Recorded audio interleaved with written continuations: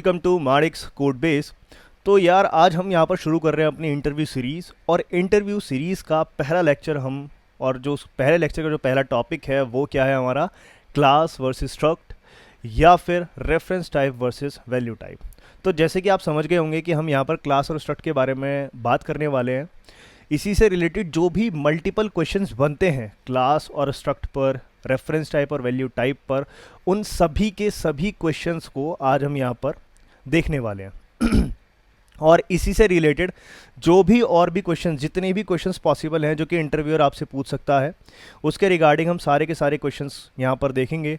और ये मैं आपको दावे से कह सकता हूँ कि इसके अलावा स्ट्रक्ट और क्लास से रिलेटेड कोई भी क्वेश्चंस आपसे नहीं पूछा जाएगा, और पूछा जाएगा तो आप इसी के बेसिस पर आप सारे के सारे क्वेश्चंस का आंसर कर दोगे। तो चलिए भाई आगे बढ़ते हैं, आते हैं अपने पहले टॉपिक पर, क्लास इन स्विफ्ट। सो कभी भी अगर आपसे इंटरव्यूअर क्वेश्चन पूछता है तो उसकी जो एक्सपेक्टेशन रहती है, जो मैंने फील करी है while giving the interviews, so is that they want a proper definition of the particular we can say a topic, and also they want some example regarding that. So here is the proper definition of a class.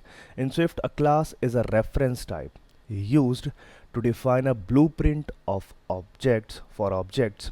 It allows you to encapsulate data, which is like properties and behaviors, methods, in a single structure, and supports features like inheritance, polymorphism, and reference semantics. So ये सब चीज़ें मुझे आपको बताने की ज़रूरत नहीं है। बेसिकली सिंपल डेफिनेशन आपसे पूछी जाएगी जो कि आप लोगों को पता होते हैं। अब यहाँ पर बेसिक सिंटेक्स क्या होता है कि जब भी आप कोई भी, लेट से मैं अगर यहाँ पर बात करूँ क्लास की, तो जब भी आप कोई भी व्यू कंट्रोलर क्रिएट करते हैं तो आपको क्लास के बारे में पता ही है ऑलरेडी, लेकिन इंटरव्यूअर ये जानना चाहता है कि आपको क्लास के बारे में किस तरीके से पता है।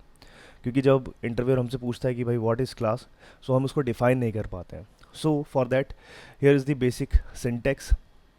Yeah, so we take an example of take a class in which whose name is animal and a name is a variable, and we also create an initializer in the class.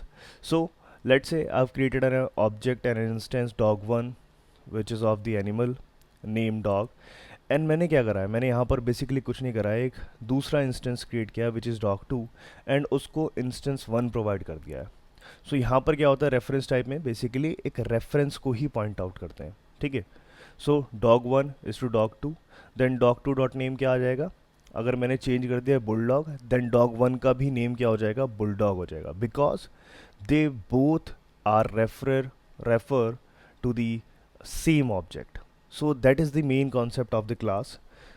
That is why we call it as a reference type.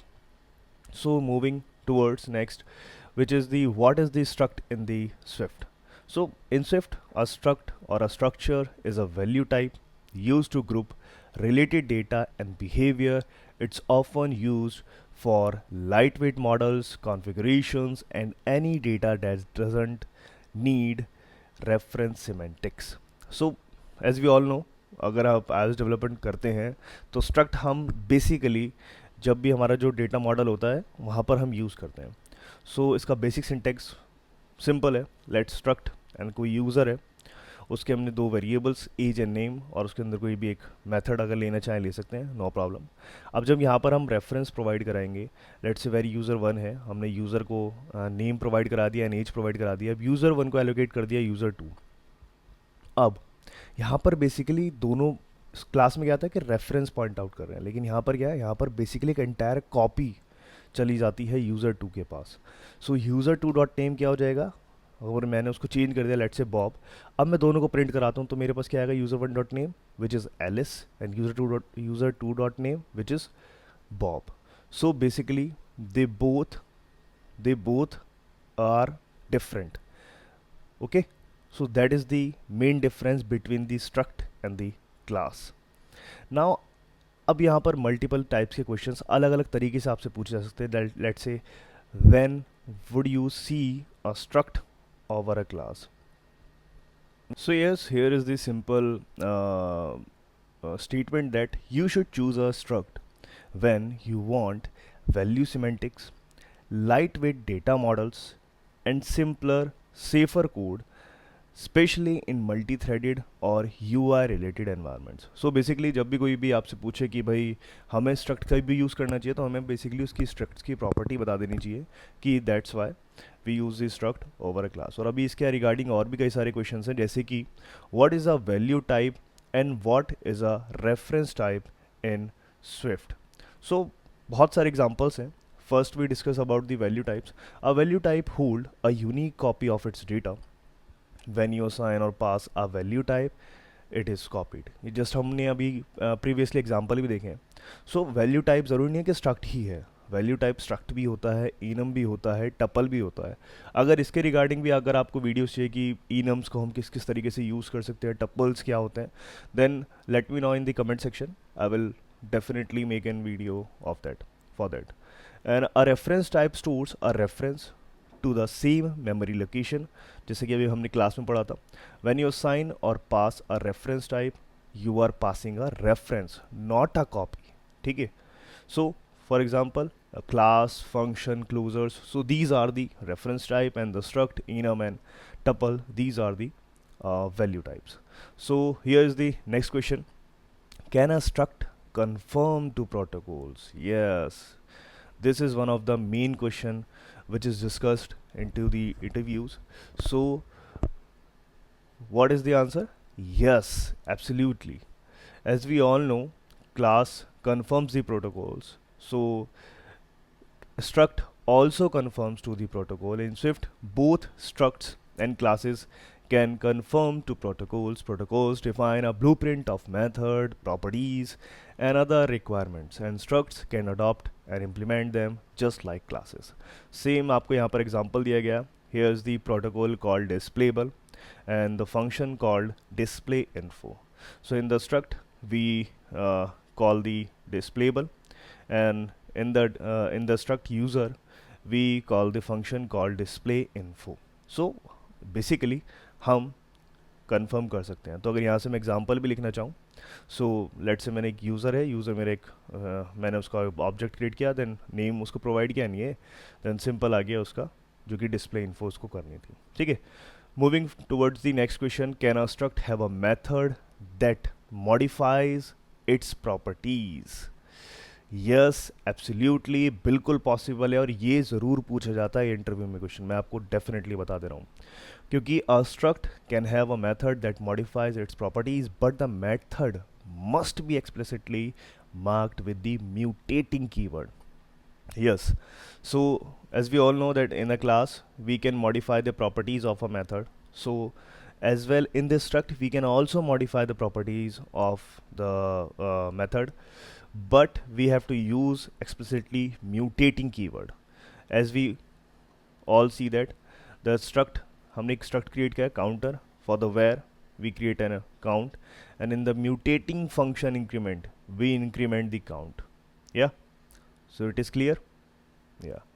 अब यहाँ से मैं क्या कर देता हूँ कि let's, क्योंकि आपको दिख रहा है कि मैं जो काउंट वेरिएबल है मैं उसको इंक्रीमेंट कर रहा हूँ. ठीक है, यानी कि काउंट वैल्यू जो है उसको चेंज कर रहा हूँ.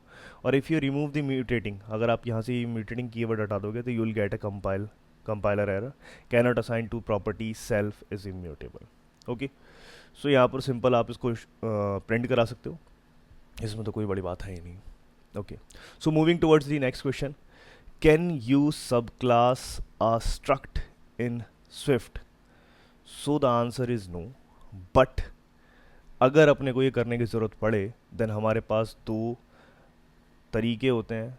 First we can use the protocols, another we can use the extensions. ठीक है.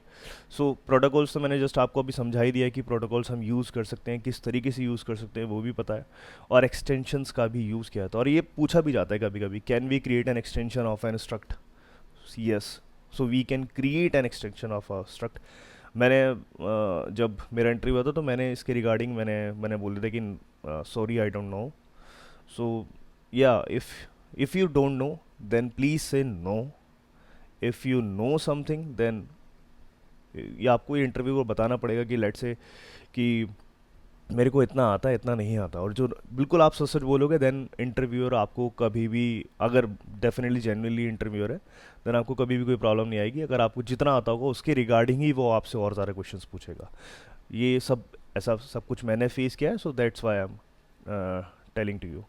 सो नेक्स्ट इज, जो कि मोस्ट आस्क्ड क्वेश्चंस है, how is memory management for class and struct instance. ठीक है, बहुत ही इंपॉर्टेंट क्वेश्चन है। सबसे ज़्यादा आस करने से ए आर सी भी कनेक्टेड हो जाता है। So A R, how A R C works into the class. सो पहले हम क्लास के बारे में बात कर लेते हैं कि क्लास में क्या होता है। क्लास में as we all know that the basically जो मेमोरी होती है वो हमारी हीप में स्टोर होती है।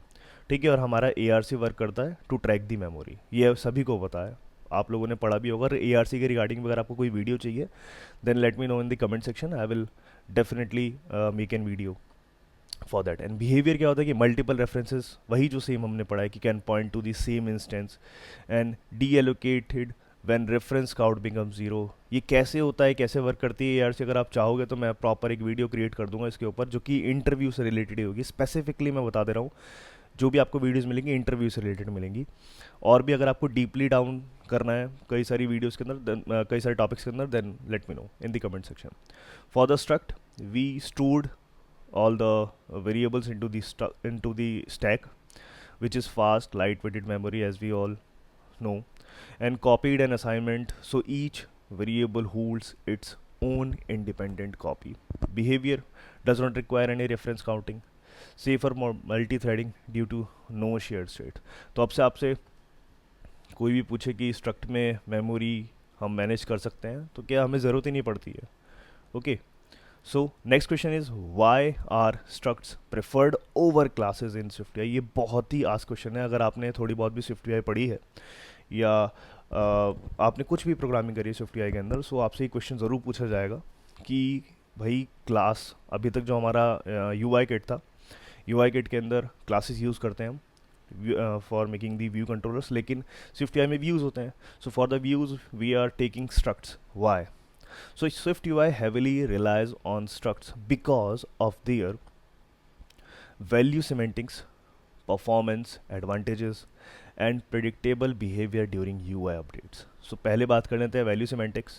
So structs are copied when modified, ये हम जानते ही हैं। So basically आप हर बार देखोगे ना कहीं घूम के यही वाला पॉइंट आएगा कि basically structs are the value types.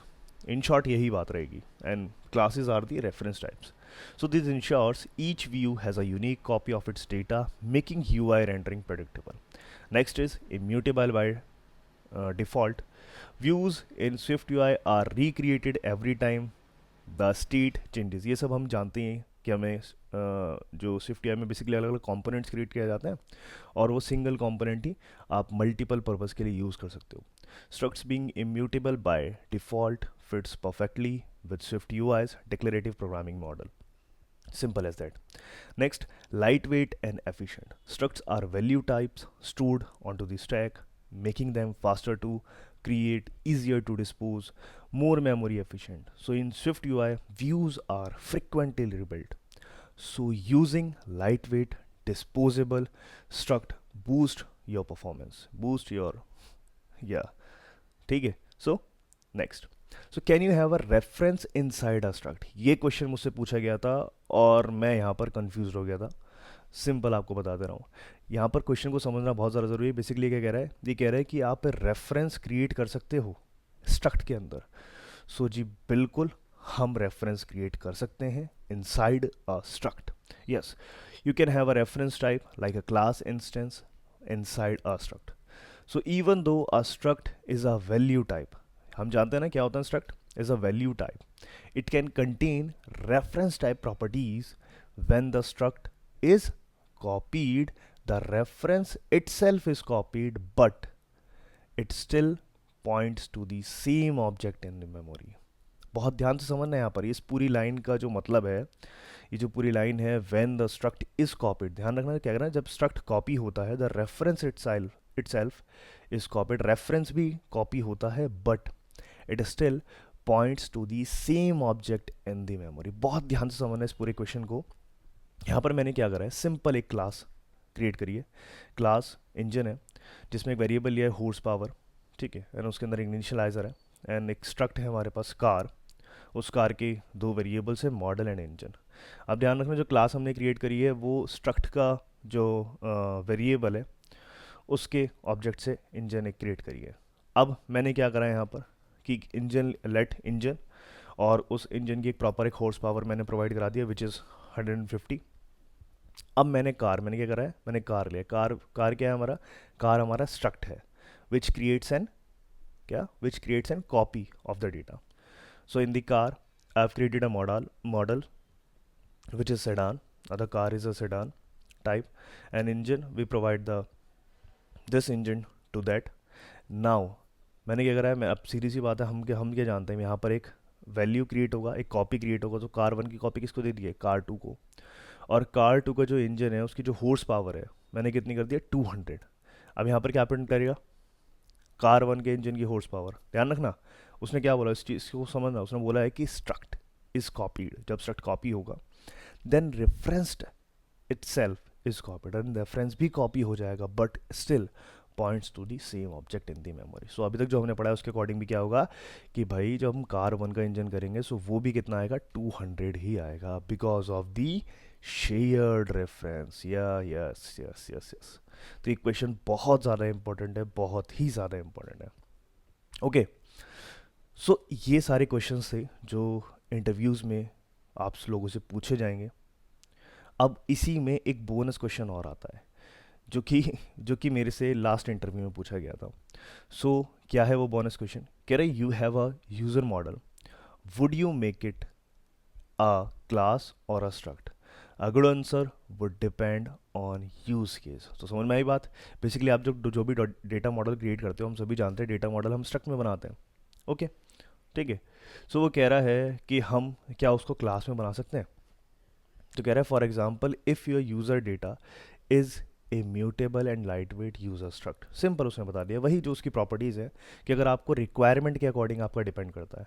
And if the user model is shared mutable across views और modules consider a class. Simple is that.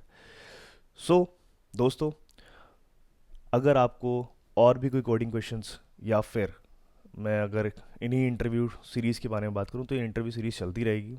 इसमें मल्टीपल टॉपिक्स आते रहेंगे और एक टॉपिक को इंटरव्यूअर किन किन तरीक़ों से पूछ सकता है आपको, वो सारे के सारे मैं आपको क्वेश्चंस लाता रहूँगा।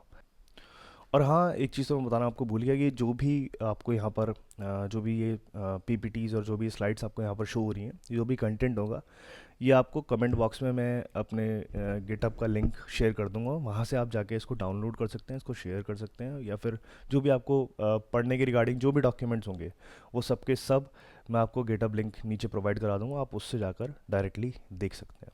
ठीक है। सो बाय बाय।